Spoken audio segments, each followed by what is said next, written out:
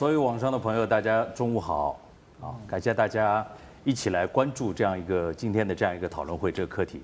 我们知道去年呢，我们的阿姐惠誉发起了一个反家暴这样一个课题，引起了广泛的讨论。那今年呢，她又提出一个要抵抗、预防约会性侵，这样一个讨论。那么今天呢，首先让我来介绍一下今天中午一起参与讨论的几位朋友啊，欢迎阿姐惠誉。哎，大家下午好。还有我们的艺人啊，Bonnie。Hello， 大家好。还来自新加坡妇女协会的 Cheryl。嗨，欢迎。另外两位朋友呢，是我们的这个观众朋友，代表年轻的一代，有文杰。Hello。还有明焕，啊，欢迎几位。其实在这之前，我一直在想，为什么我们这样一个讨论会安排在中午这个时间哈？是。因为这个时候可能很多朋友在午餐。啊，没有午餐的时候，你会觉得要饿了，心情不好。午餐的时候，可能你无暇顾及；如果你吃饱了，你可能困了，没有精神。但是后来我觉得，其实作恶的人他是不讲时间的，对吧？哦，所以如果说你有女儿，你有姐妹，如果你觉得这个世界上有你需要关心的女性朋友，那么就一起来关注这样一个课题。首先我讲讲我自己的体会，我觉得。等一下我们会一起来了解究竟什么是约会性侵。其实我觉得它的恶可能更大。因为它的防范性可能相对就比较弱。对吗？所以我觉得很有必要大家一起来了解哈。首先我想先请Cheryl跟我们解释一下，因为可能很多朋友对约会性侵这个范围就不是很了解哈。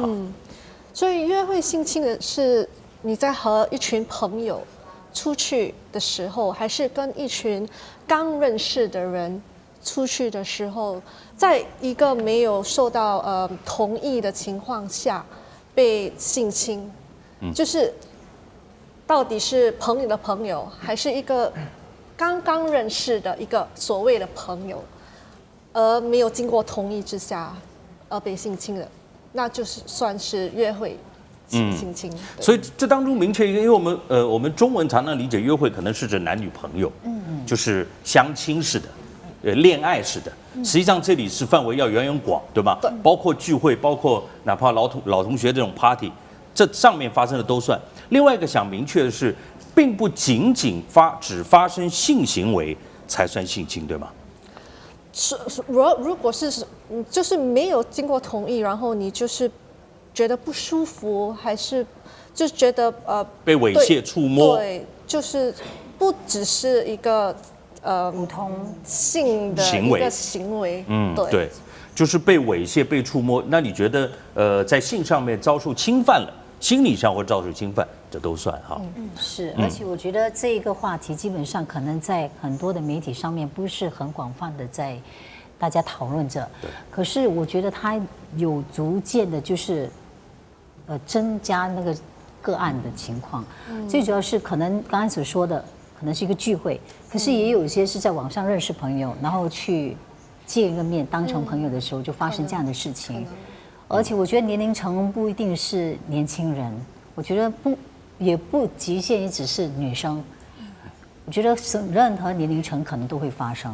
对，确实。那么这个问题如果变成比较广泛的，要引起大家关注的，就是说它发生的可能性越来越高。那大家觉得什么原因呢？是不是我们现在的性观念特别开放？还是当中有某一些误解在里面的？我觉得啦，可能是现在因为网络很发达，那大家对于很多的知识啊，都比以前来的更广泛。好像我们其实在网上很多资料都可以搜寻得到。那很多时候呢，你跟网友，因为可能就是朋友很多嘛，在网上交友呢，你会对这个人呢有这个所谓的想象力，可能在语言上的想象力，可能他跟你沟通的时候呢，会有很多花言就是甜言蜜语啊，会让你觉得说，哎，这男生好像对我有意思，这男生可能是很帅气，你会因为这样的想法呢，所以你会约他出去，那其实你对这个人完全不了解，所以事情的发生也会更容易的发生。我觉得是对。我看到的一个资料显示说，其实很多约会性侵哈，性侵对方的人，就是所谓的作案者吧，这么说，往往是有计划预谋的，所以现在就是我们可以来讨论一个，作为女性哈，你们怎么去提前，首先你有这个预知，或者说你要有这个感觉，对方可能对你有不轨。其实我可以早言行举止说早期，可能我如果去夜店的话，去，然后你会觉得你看到一群男生，就好像你跟我分析说，男生跟女生的感觉是不一样。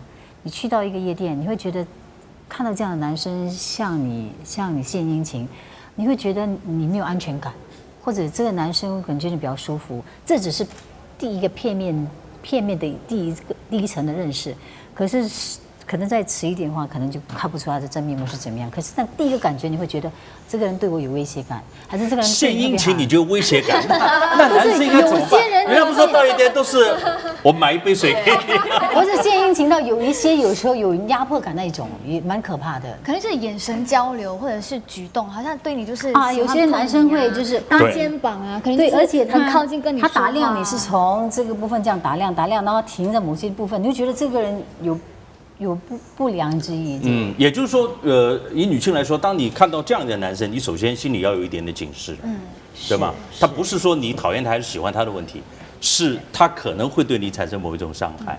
小若有没有一些你这里收到的例子，它的是怎么发生的？有一些很多时候是因为他们信任那个人，其实如果是好像一群朋友，然后一群朋友带了另一群朋友，所以如果是朋友的朋友的话，就有一些你没有那个防备的那个心态，那就会更危险。我觉得那会就会更危险，因为你就没有那个防备心戒备还是戒心的那个心态，对。文姐有没有一些这样的，比如说你的朋友遇到危险因为像阿姐讲到夜店嘛，所以我就会我们平时就是也没有每次去啦，就会跟几个朋友比较信任的朋友去夜店。去夜店本身不是一件坏事情，我们这里不是抵制去夜店，我们必须要讲清楚。对，所以我们就会跟几个朋友去，然后因为通常去的时候就会有一些男生或者不认识的就会来搭讪，然后就会很像说他们会直接拿那种酒，就会直接拿过来给你，就是请我们喝。然后可是我跟我朋友就是我们的想法是一致的，然后我们就会就是转过去看他们，就跟他们微笑，然后我们就直接走了，就直接走掉，我们也没有喝。不是他们拿过来，对呀，可是我们自己手上有酒啊。然后你怎么拒绝？就我们跟他微微笑走掉。笑一下就走掉了。你好不容易站到这个位置怎么办？对呀，所以你去夜店你就要跑来跑去啊，你不能死命在那个地方，而且你的酒要一直握着。那这样基本上对方都还 OK，他不会觉得你很没有礼貌吗？我们没有看他，夜店都这样暗，看不到。哦，就是不管他，但是也不要交恶，就是。对，所以我们就直接很像就一个微笑的，就是直接的拒绝这样子。那我想问你，你们这个时候的拒绝，是因为这个男人你们觉得很恶心、很讨厌，还是因为这杯饮料很可疑？就不是，就因为我都不认识你，我为什么要喝你饮料？然后我自己也有酒，我可以喝我自己的酒，我比较信任我自己。因为我在想，如果一个帅哥拿过来，对呀，可能你忘记这杯酒是什么样子，太诱惑了。会不会？不会，我们是不会的。他们可能理智性的，好像以前我去的话，我都会有一般好朋友啦，当然是你像是很好的朋友，都会照顾你，大家互相照顾。然后买酒的话，都会大家跟你说，女生说，如果你要买酒，自己到那个柜台去，然后就是要买，最好是现场看着他开瓶的，然后你拿在手上。如果你就放在那里，你要想去跳个舞回来的话，基本上就不要再喝了。可能是因为男生已经有所计划了，那他就当下觉得说，好，明天我想要去泡这个女生，我就要看这个女生给我的什么反应。那有时候女方呢，不一定是女方，男方或者女方。会给对方有些误会，可能他就看你笑一下，你就跟他回笑一下，他觉得这女的对我有意思，就开始慢慢进行他的那个计划。是的，我就觉得我不懂，大概可能从男生角度，我想知道，说你去夜店的话，看到女生穿的性感，你会觉得她是在放电吗？对，这一点其实我们都可以来探讨，因为我首先觉得穿的是否暴露哦，这个其实大家都有共识的，因为暴不暴露有共识的嘛。对。就是衣服能遮多少嘛，但是这个暴露的情况能不能给男生造成性的诱惑或者暗示，这个其实值得探讨的。梅花，你觉得呢？你觉得你觉得穿到暴露的女生就会不一定给你啦，就会给男生一种性暗示吗？我觉得见仁见智咯。见仁见智，我觉得会哎，我觉得他的性暗示，当然这个性暗示不是说一有所有的男生都会扑上去，那个是不会发生的。所以女生，我个人觉得去夜店的穿着其实是要有一定考量的。对，这个其实我也想问几位女生的，是不是很多女孩子会觉得穿的性感一点，就吸引目光本身是一个蛮骄傲的事情？女生吸引目光当然是觉得很有满足感，会吗？可是我觉得有时候穿的性感，不见得是因为要去吸引人，只是要让自己觉得我身材很好，不是身材很好，不是这样，就是说你会觉得这个穿着，你觉得在去这个场合你是 OK 的，可是你不是要去吸引别人，就是对，我知道。当然，我相信女生穿性感去夜店，但肯定不是为了为自己增添危险感，她只是想让更多男生看到她。可是我觉得说女生穿的性感去夜店，你可以说我想要吸引更多男生看我，可是当你知道你要去夜店的时候，你就不应该，如果你不要让人家性侵或者是让人家误会你的想法的话，就不要喝这么多，不要喝这么多，不要穿的这么少，是吗？我这样所以觉得我正要问这几位女生朋友哈，假设说我们今天聊完，觉得说约会性侵这个问题确实是存在，这是第一。第二，可能是有愈演愈烈的趋势。在这种情况下，无论你们自己还是你们的朋友或者你们的小孩，再要去出席聚会，你们会像Bonnie一样建议不要穿那么性感吗？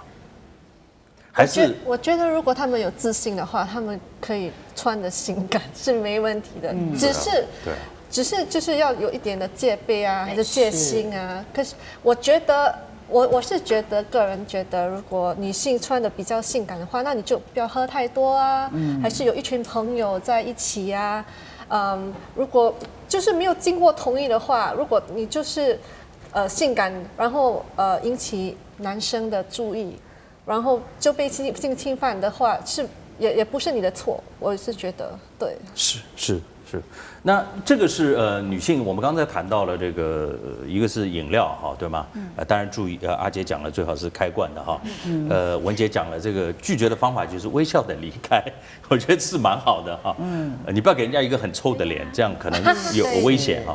另外，性感其实这个穿着是可以的，但是你自己要更加警惕哈。那我觉得另外一点就是很多男生会觉得，以前人家不是有句话吗？说天下没有追不到的女生。真的吗？没听过哎。当然，因为你不是男生嘛，我现在讲给你听听。它其实说明一个什么呢？当然，说明就是说，人家无法说只要功夫深，铁杵磨成针嘛。就是你对一个女生好，你愿意付出很多，你刮风下雨，你站在她家门口，你会感动吗？我的意思是说，很多人去泡女生也好，要干嘛也好，他会锲而不舍。就可能你们笑着走开，他可能再跟过来。我们没有注意耶，所以应该是没有看到他了。那现在出现一个问题，就是什么时候女生讲不要是真的不要，什么时候确实我们要承认，女生有的时候讲不要，她是让你继续。对吗？因为如果一上来讲 OK， 就显得我很不矜持。很明显啊。可是我讲一次不要，你转身人不见了。对啊，实在这就是一个举动啊。我有一个朋友的经历，他真的是很爱泡夜店，当然不是说夜店不好。男的女的？女生啊，女生 OK。他对于自己就是没有很特别的去照顾跟保护自己，他去夜店他就穿的非常的少。OK。他摆明就是要去让人家看。我就是穿的这么性感，摆明就是要泡男生。那男生如果来泡你的话，他也不会说 no， 他也不会说哦我不要。可是当男生对他有一些奇怪的举动的时候，他就会觉得说他性侵了我。是。哦，那肯定这个男生他不喜欢嘛，就是。可如果喜欢就不是性侵，因为本来他是去找男生的，对不对？然后不喜欢就变成性侵，可是这男生也很难做嘛。可是我觉得这女生给男生的感觉很重要，就是说如果你真的不喜欢他，你就是很摆明，像你刚才说，就是走掉就好了嘛，你不需要再给他可能啊不要啦不要啦，好吧就这样。可能在这个我们谈这些防护这些遇到的状况之前，我们还再聊一个未成年被性侵之后对女生的心理上造成的伤害是不是很大？那是肯定的，我觉得，因为有些情况，尤其现在有些药物是无味无色的，可能就在你的很快的就在你的饮料里面加入1-2滴，然后你完全就是没有那个意识。可能有些人过后醒来，发现自己为什么在这个环境底下，间中所发生的一些事情，那一段时间他没有记忆的话，可能你就出事了。这个是可能你被性侵了，所以基本上要马上的去看医生，或者是寻求协助，对吗？所以我觉得女生肯定会造成很大的伤害，因为这基本上就说是一个很隐秘、很个人的东西。对，我有一个朋友是，他很爱跑夜店，他穿衣服很性感，他长得非常的吸引人，就是很健康美的，他就是穿衣服穿的非常少，我就问他为什么衣服你穿这么少？他就觉得他就很有自信，如你所说的很有自信，出去非常吸引人家的目光的，所以我们每次出去，他永远是最吸引一堆人的目光。那他因此而很骄傲。他很骄傲，他自己本身很吸引男生，可是他不是很随便，他从来不随便跟人家就是搭讪这些，就是他去哪里就会很吸引人，因为他长得很高啊，然后又很性感。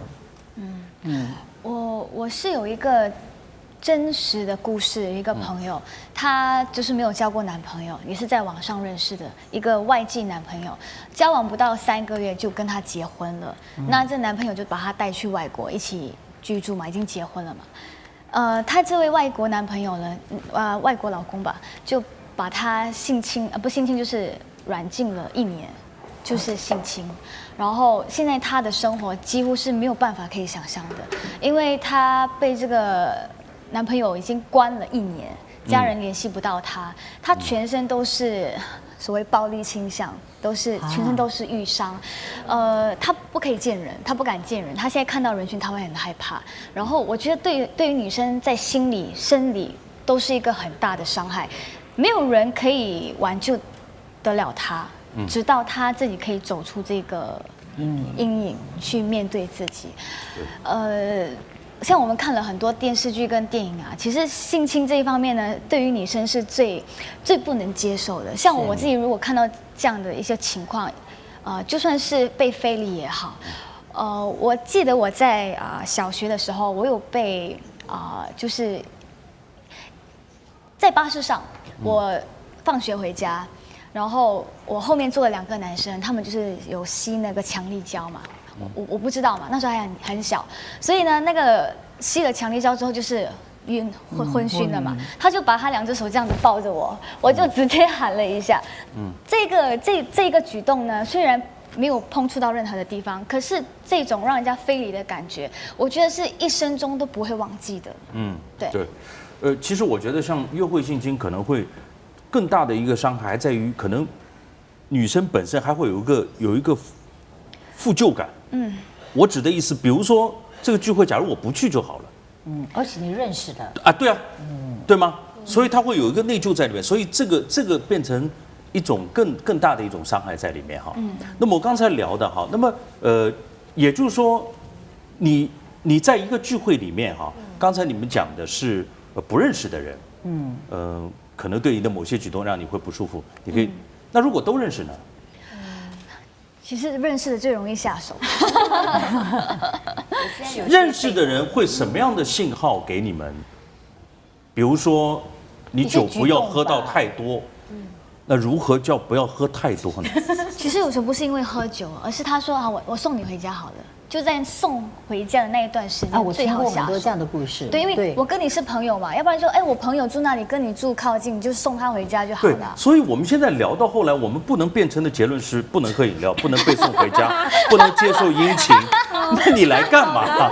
对，是不是难度很大？可是怎么来说，还是要自己要很有警惕。好像我们跟小孩子讲话是一样的，常常跟孩子说，你小时候一开始跟说你要怎么保护自己，可是我们也会跟孩子说，我们不可能24小时都在你身边，你要去面对很多东西。当你发现别人这样摸你 ，OK， 可是如果是这样，你的感觉是普通人不可能这样摸你吧？包括老师、学校、校长。可是有些男生会好像他会装着跟你很熟，还讲是今天怎么样啊？这时候怎么回绝呢？你不舒服了，我会很不舒服。一般的女性，我直接会尤其成年，走掉你马上会知道的，对不对？对，然后这样说，我跟你不是很熟，讲就好了嘛。就是有些时候你可以直接一点，然后男生也可以，哎，你越心里面害羞，男生越想要男生就说碰 OK，你这个女生她有一个底的，碰不得的不是有一个底的。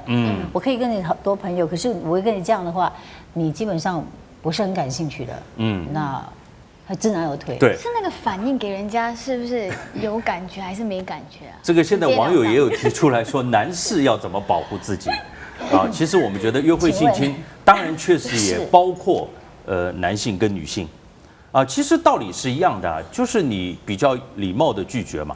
还有一个，我觉得哈，男生可能比女生比较难一点，就是比如说你喝酒继续喝下去，因为你是男生嘛哈，人家如果敬你说你不要了，就大家很扫兴嘛，面对不对？子问题，所以这个什么样的度控制住，我觉得蛮重要。还有一个就是，如果这一部分结束了，比如说时间已经1点多、2点多了，再换个地方，你就要小心了。你要不要继续再换个地方？可能上去酒店。因为我听过有个例子就是这样，明明是7、8个人一起聚会，聚会完了之后要换个地方，实际上当中3个人对一个女生有意思、有想法，其他人我不知道是不是帮凶，现在很难讲。问题是他因为不同车嘛，不可能一辆车。上车的时候，这个女的觉得7、8个人会一起去，等她到了地方，其他人都不在了。谁问说哦回家了，他们都走了，那你已经到那个地方，要继续喝，危险度就高了哈。年焕，你作为男生，能不能回答这个问题？男生怎么保护自己？比如说，如果说跟朋友去夜店的话，我们会看你觉得你认识那个人多深啊？就是如果是老板呢？如果是老板单独要跟你约会呢？单独要跟你吃饭 ，sorry。如果是老板的话，还是会去啊，但是还是要自己。其实我觉得这个预防包括提高警惕啊，这个都不分性别的，差不多的。我觉得遇到的事情也差不多。当然，这个可能跟刚才会议讲的触摸上可能有一些区别哈。是，你只要觉得不舒服，基本上你都要有下意识的知道这个东西是不对的，所以你要马上的去拒绝回应。有网友也问说，这个所谓的这个药物哈，跟一般市场上的药物有没有分别？这我倒还真没有什么研究。我刚才就是迷幻药嘛，对，一般市场上也不会提供有卖迷幻药的嘛，对，对不对？让你产生幻觉之后，或者说记不得了，那这效果是一样的嘛，是吧？是，好像刚才我说，女生被侵犯的情况很普遍，很容易，我觉得，所以药物之外还有强迫性的。可是男生可以吗？可以强迫性的吗？就我觉得男生可以强迫性的吗？也可以。如果你不愿意，在昏迷的情况下，应该不可能。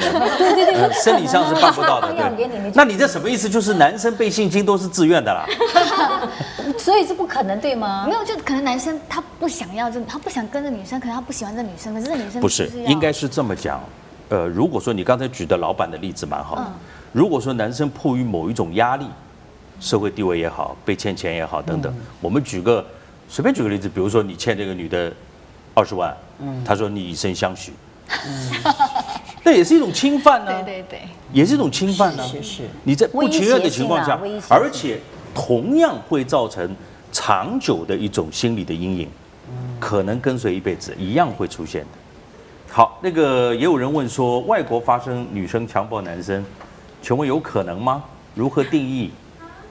哦，他是说如何定义女生强暴男生有没有可能？跟你的问题一样，是有可能啊，当然有可能，在不情愿的情况下都算一种强暴。夫妻强暴都不仅仅指老公强暴妻子的，也有妻子强暴。妻子强行要行房，我也可以告的嘛。可是在新加坡不立法啊。对。就是你可以同样作为，我们讲的性侵犯是造成的一种心理上的压力，多过肢体上的这个伤害嘛。好，若受害者为未成年人是怎么办？怎么办？就是说会受到对 Cheryl 讲这个作为作案者他会受到的惩罚是什么？是怎么样？所以是性侵的话是如果是成年还是未成年，会遭到至少8年到20年的监禁。还是至少12次的鞭刑。对。现在啊，其实我们刚才讲的一些啊，大概大家基本上都能够理解。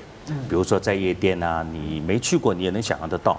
我觉得有一个蛮重要的一点，就是如何提醒，比如说你作为妈妈、作为父亲，或者说作为姐妹、作为好朋友，提醒我们的子女小心这个，怎么提醒？像有什么好的主意吗？我觉得说，好像如果说你要跟你异性朋友，就是对他有意思，一起去吃个饭还是什么，当然你不可以把那个人带在你身边，可能是因为你想要单独跟他就是交往还是怎么样。我可以给的建议是，你可以跟一个好的朋友，可以让一个朋友陪你，可是他不是陪你去那个地方，他可以在附近。万一你有什么事的话，你可以跟他联系，至少有一个人在身边，在你附近的地方，或者你在吃东西的地方。因为有时候可能事情发生了，你可能马上联系不到人嘛。可是至少有一个人，就是所谓在 stand by 给你，对吧？文杰有没有遇到过？比如说有没有遇到过你们一起出去，你的朋友觉得这男生 OK，你觉得不 OK 要小心，拉他走，有他不肯走。有，其实因为就像你刚才讲的，就是很像我们在那个地方可能到一个2点。然后就要转另外一个地方，然后我就跟我朋友讲，这样就不要，我们就3个一起同一个德士回去，是，因为我们是大家一起出来，所以一定要有自我保护。是，毕竟我们也不认识那个人，对，所以我们现在我就会觉得就拉他们走。那个人是坚持希望一起再换一个地方。对，他就讲这样一起哦，带你的朋友一起去，然后我们就很坚决的，也很坚持的不要，然后我们就直接上了德士。假设这个时候有一个人很想去呢，你的朋友当中有一个。我就拉他走啊，不要去，因为毕竟也是不认识啦。除非是，其实我觉得有时也不是因为那些药物的关系，有时可能酒量过多也是会造成，就是被性侵这些之类的。所以我觉得不一定是药物的关系。所以我觉得，如果我们真的要去夜店，我还是会选择就是跟比较好的朋友，或者真是要自我保护啊。所以我们3个人去，一定是有一个人是清醒的。所以我每次是那个最清醒的。对，一定会有的。但是每次又都是你们不会轮流吗？今天轮到你，今天轮到你，所以我一定拉他们。那是因为你酒量比较高，还是因为自律性比较强？会自我保护比较强吧。因为不是，就像你所说的，不是夜店就是不好的地方。有时我们真的是去，可能工作压力去放松下，听点音乐啊这些类似之类的。可是不是至于要去，很像要找男朋友啊、女朋友这些之类的。梅焕看起来不大去夜店是吧？还是你不好意思在这里公开讲？你不大去夜店，我都不大是不大感兴趣。你会不会觉得，如果我不知道哈，假设说你有妹妹。或者说你有女儿，或者说如果他们不去，或者说你会不会禁止他们去？这样就至少可以减低很多嘛。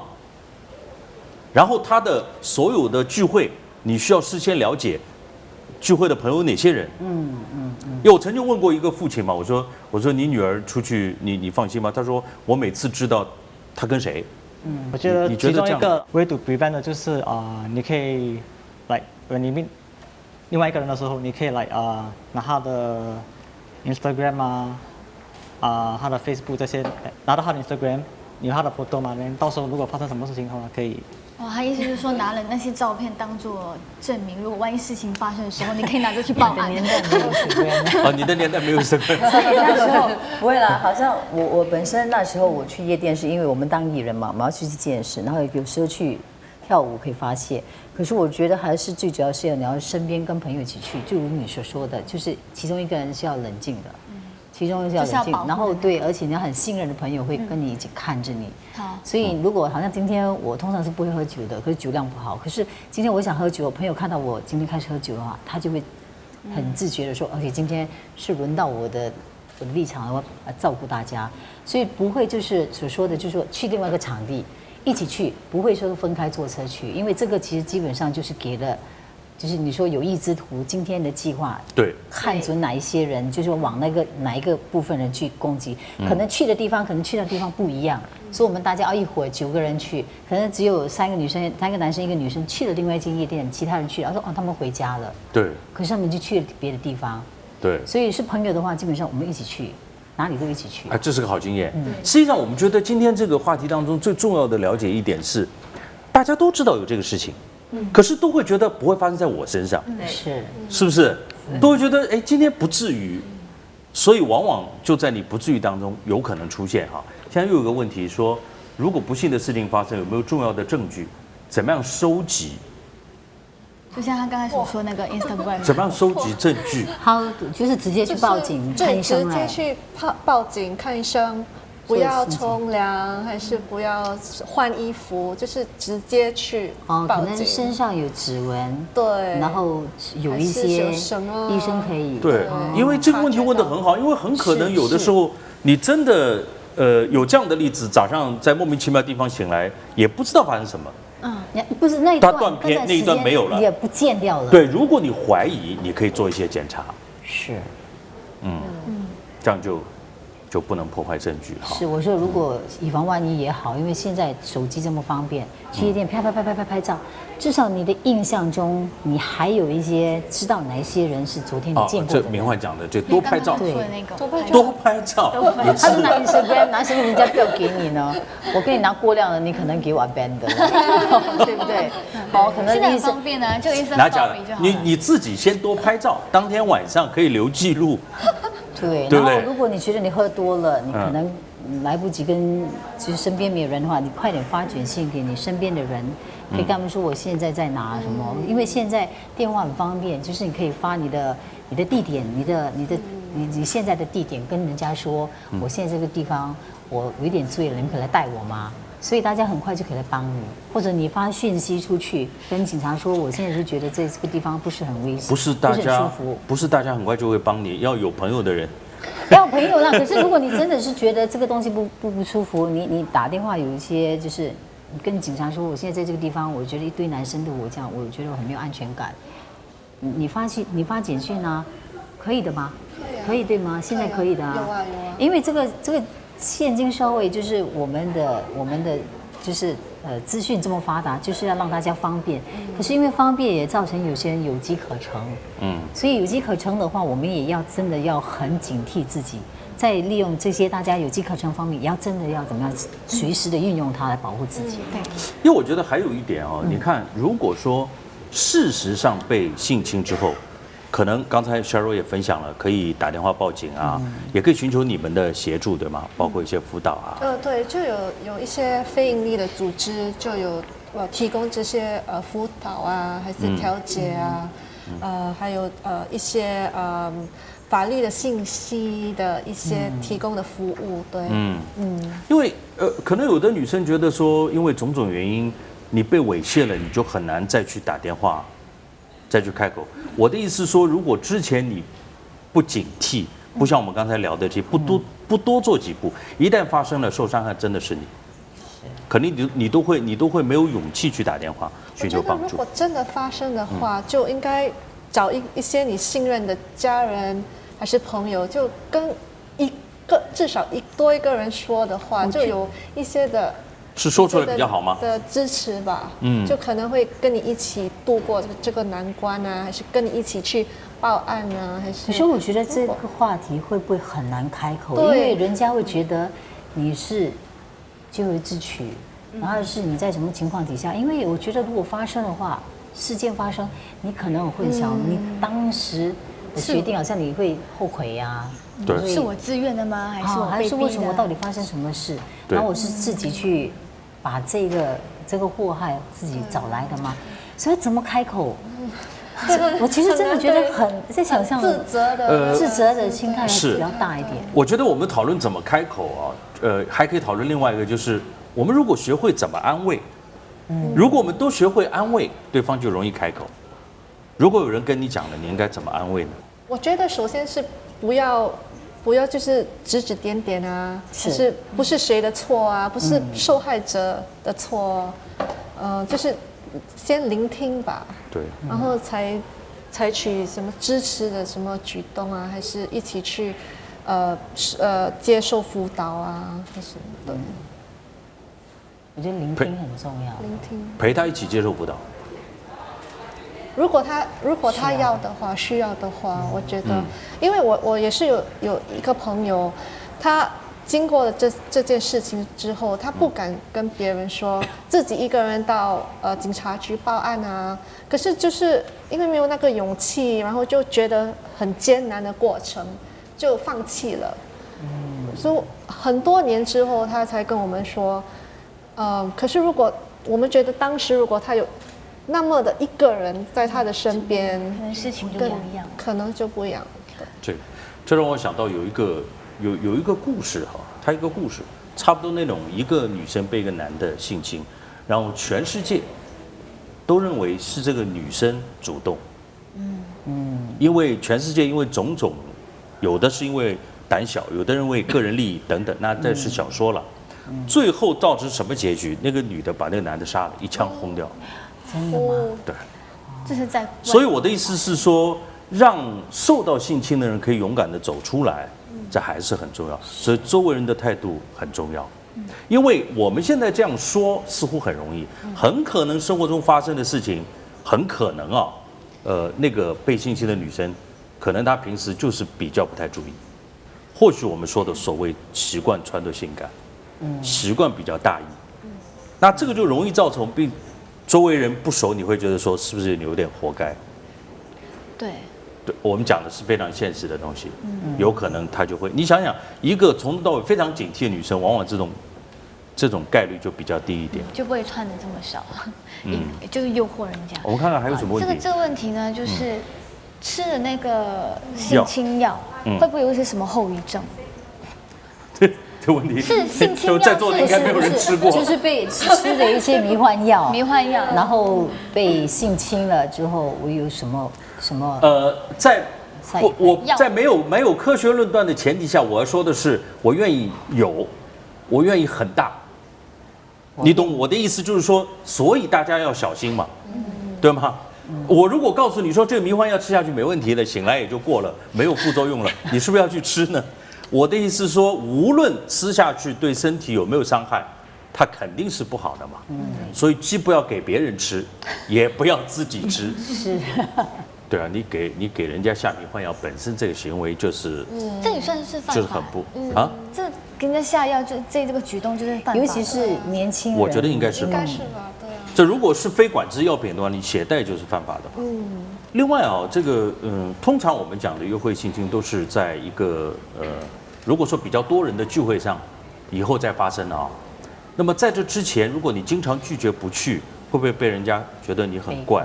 合不合群？我就是那个每次拒绝的。你就是被人家会觉得很怪的吗？开始的时候就是跟朋友一起，他们就喜欢喝酒，因为我是不喝不抽嘛，是，所以我就去了好几次，然后我就觉得好闷，我就是一直拒绝，到后来他们都不约我了。对啊，如果现在有人告诉你说，其实我们很多人都觉得你很怪，很无聊，很骄傲，很不知道了，反正所有这种，人家直接告诉你。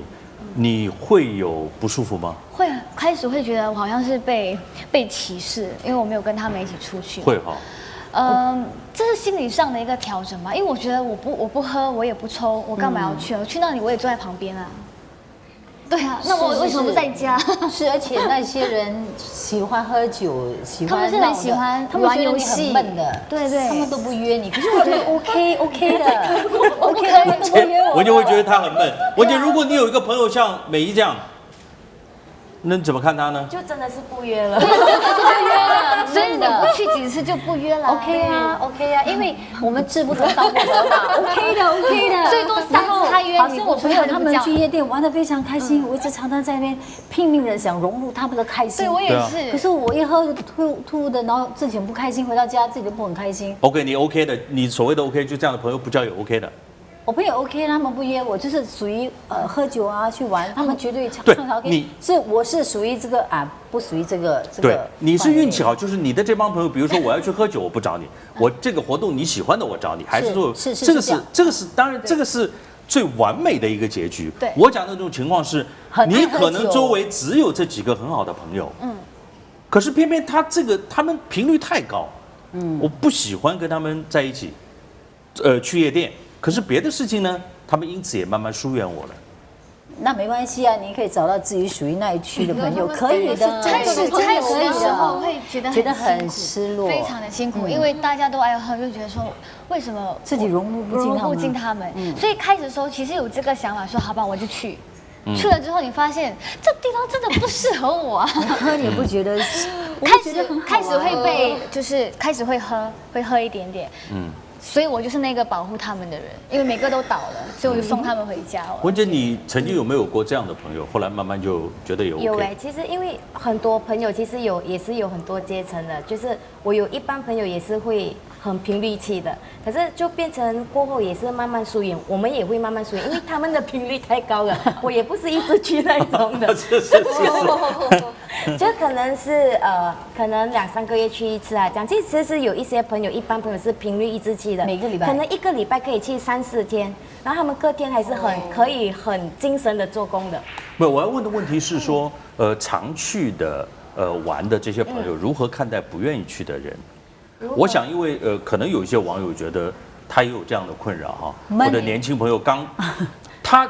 你看，人都不希望自己很孤独，没有人希望说我愿意全世界不要理我，对吗？可是真的就像美仪讲的，我很理解，就是这样的活动我也不喜欢。那他很想知道说那帮人是怎么看的？闷骚，只有一个就很闷，很无聊了吗？就觉得你很闷。就其实叫你去，等你很像没有叫你去这样。对，然后你在那里很碍眼。那就是，那么就是说，那这个评价也是贬义的嘛？那人都不愿意做。不，这样你就不要去啊！而且如果说回到正题，像我们这样是不爱喝酒的，我们如果去了那个地方，我们一个人待在那里，他们可能去跳舞啊，然后就跟旁边的朋友去喝酒，你一个人坐那边更危险。所以你就要跟着一起去。对，一个人坐那边更危险，所以就要其他的人来要不就拒绝，对吗？没关系。第一次来吗？哎，我们来喝个酒，还是喝杯饮料啊之类的。但你们2位就告诉我们说，实际上你拒绝做你自己的日子也是 OK 的 ，OK 啊，对吗？他们如果是朋友，别的吃饭、别的活动都可以来叫我，对吗？你就说除了喝酒，其他的活动都可以叫我。没有，除了喝酒，只要有喝酒，他们都不会叫我。像我想问一下明焕，我很好奇，像你这样的男生，你会绝对不可能找一个女孩子，或者你女朋友或者你太太很喜欢玩夜店，对你来说是不可能的，对吗？不会。啊，你不要带他回答，可能吗？有可能吗？因为我相信你给我们大家的，包括网友的印象，肯定是比较乖乖男。这样我就惨了。啊，你是他女朋友吗？对不起，没有啊，没有，我就是问呢。我不会禁止，因为这个是他们的。你不会什么？我不会control 他们哦。他不会控制他们，不会控制他的。你会喜欢吗？不是这么讲，你会因为这一点而反感吗？就这一点。如果他是经常去的话，我会觉得会不太喜欢了，就是会尽量跟他说，不要经常去这些地方。这个当然习惯见仁见智了哈。是啊，我们今天当然不是专门讨论要不要去夜店玩，我们讨论是兴趣，因为那个地方是相对风险最高的地方，对不对？所以我们当然今天讨论了关于这个发生约会性侵的可能性以及造成的伤害，包括你一旦犯了法之后将受到的惩罚也是相当严重的哈。时间到现在也差不多快1个小时，我们请慧玉跟我们总结一下哈。首先我也很想了解为什么你今年想到发起这样一个讨论？是，其实从去年开始，我一个 You Can Say No 的 campaign， 然后有3个讯息要发出去。第一个是家庭暴力，就是去年拍了一个录影的。所以今年想换一个格式，就做一个约会性侵。然后约会性侵，我觉得大家一个讨论的方式呢，能让大家更明确的了解说什么是约会性侵。然后约会性侵其实在新兴社会其实有逐步增加的趋向。所以最主要是今天的讯息是希望大家呢，任何时候都要自我保护自己，因为相信人是一件很好的事情，但是保护自己是一件美好的事。好，再次谢谢阿姐，谢谢几位，当然要感谢所有网上的这个观众朋友哈。因为这是网上的一个但你过了时候继续可以收看。如果有什么问题的话，可以有专门的一个网址可以。我们一个妇女协会一个网址，有任何询问还是任何意见的话，如果你需要帮忙，我们就妇女协会这边可以帮到你。You can say no.org。好，谢谢大家，谢谢，谢谢。